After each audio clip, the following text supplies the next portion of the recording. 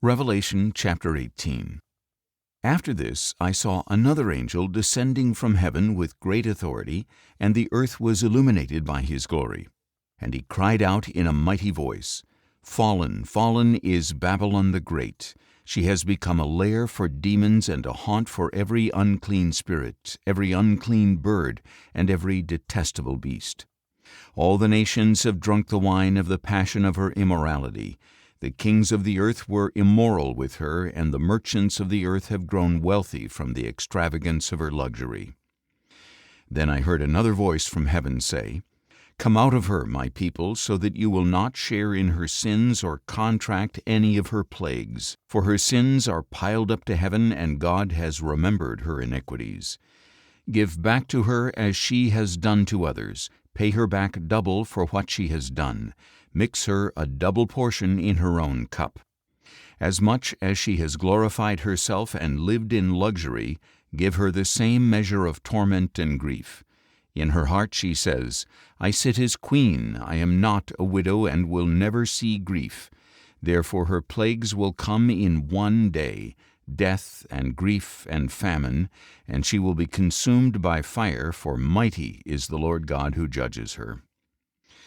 Then the kings of the earth who committed sexual immorality and lived in luxury with her will weep and wail at the sight of the smoke rising from the fire that consumes her.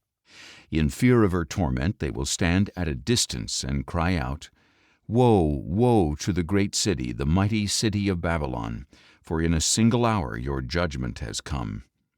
And the merchants of the earth will weep and mourn over her, because there is no one left to buy their cargo of gold, silver, precious stones and pearls, of fine linen, purple, silk and scarlet, of all kinds of citron wood, and every article of ivory, precious wood, bronze, iron, and marble, of cinnamon, spice, incense, myrrh, and frankincense, of wine, olive oil, fine flour, and wheat, of cattle, sheep, horses, and chariots, of slaves and souls of men.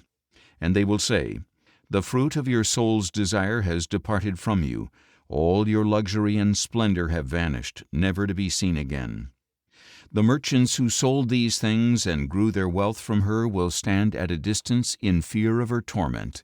They will weep and mourn, saying, "Woe, woe to the great city, clothed in fine linen and purple and scarlet, adorned with gold and precious stones and pearls.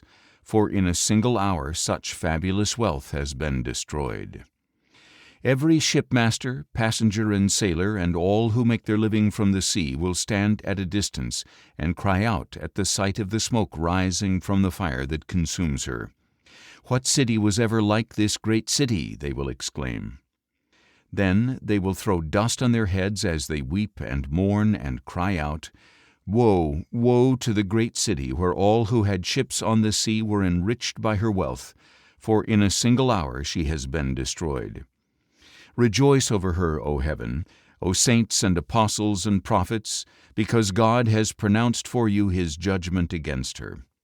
Then a mighty angel picked up a stone the size of a great millstone and cast it into the sea, saying, "With such violence the great city of Babylon will be cast down, never to be seen again.